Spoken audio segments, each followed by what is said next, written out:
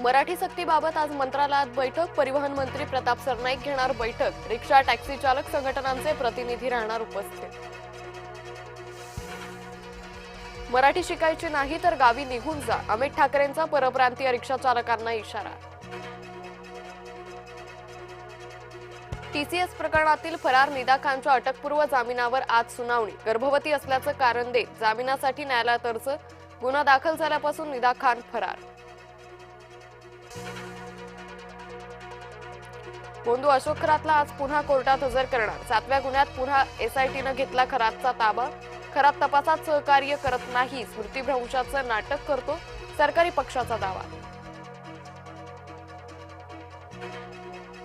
मनसेनं अंमली पदार्थ विकणाऱ्या महिलेला शिकवला धडा। अंमली पदार्थ विकणाऱ्या महिलेला सापळा लावून पकडलं। मानसरोवर रेल्वे स्थानकाच्या बाहेरची घटना। आरएसएसच्या मंचावर बागेश्वर बाबा बोलले, त्यामुळे शिवरायांचा अपमान। सभेतच भागवतांनी बकवास बंद करा असं सांगायला हवं होतं, हुसेन दलवाईंचा फुकटचा सल्ला। सिंधुदुर्गवासियांना टोल लागू देणार नाही, पालकमंत्री नितेश राणेंनी मांडली भूमिका। वैभव नाईकांकडून नितेश राणेंचं अभिनंदन। दुष्काळ 13वा महिना, खत टंचाईच्या काळातच आता माफदा। विक्रेत्यांचा आजपासून बेमुदत बंदचा इशारा। प्रहार पक्ष शिवसेनेत विलीन करा, शिवसेनेची बच्चू कडू समोर अट। सूत्रांची जय महाराष्ट्राला माहिती, बच्चू कडूंच्या भूमिकेकडे लक्ष। बागेश्वरला मोठं करणाऱ्या राजकारणांना सरळ करा, बागेश्वरच्या कार्यक्रमांना राज्यात बंदी घाला। संभाजीराजे छत्रपतींची राज्य सरकारकडे मागणी। अजित पवारांच्या विमान अपघाताचा तपास जैसे थे। मंगळवारी पुण्यातील सीआयडी ऑफिसला भेट देणार रोहित, एक्स पोस्टद्वारे माहिती।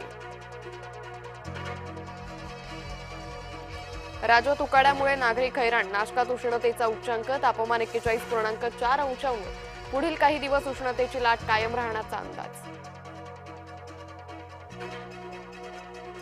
भर उन्हात प्रवाशांवर लाल परीला धक्का देण्याची वेळ। वसमतच्या आगारात 63 पैकी 58 गाड्या खिळखिळ्या।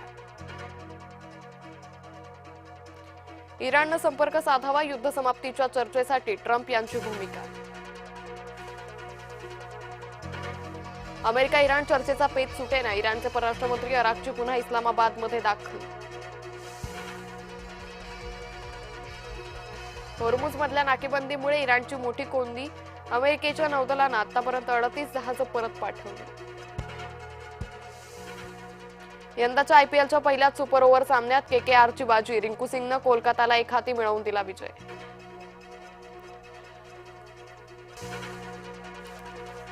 आज दिल्ली बंगळुरूत सामना, पाटीदारची सेना अक्षरशः सेनेशी करणार 2 हात।